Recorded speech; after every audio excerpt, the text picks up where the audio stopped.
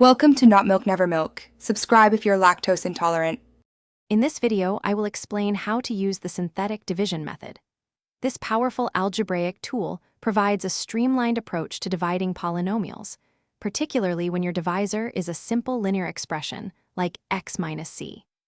It's much faster than traditional long division and incredibly useful for tasks such as finding polynomial roots, factoring complex expressions, and evaluating polynomial functions at specific values. Let's dive in and see how it works. To begin, we first need to set up our problem correctly. Take the root of your divisor. For example, if you're dividing by x minus 3, you'll use positive 3. Next, write down all the coefficients of your dividend polynomial. It's crucial to ensure every power of x is represented, from the highest degree down to the constant term. If a term is missing, like x squared in a cubic polynomial, simply use a 0 as its coefficient. Now let's perform the division.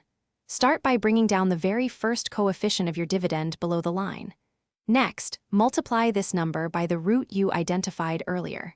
Place that product directly under the second coefficient. Then, add those two numbers in that column, writing their sum below the line. You'll continue this pattern. Multiply the new sum by the root, place it under the next coefficient, and add. Repeat these steps until you've processed every single coefficient. Finally, it's time to interpret our results. The very last number you calculated below the line represents the remainder of your polynomial division. If it's 0, then your divisor is a factor of the dividend.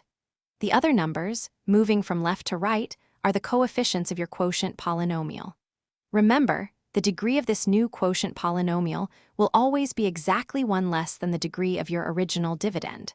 For instance, if you started with a cubic, your quotient will be a quadratic. Thanks for watching. If this was helpful, leave a like and consider subscribing. See you next time.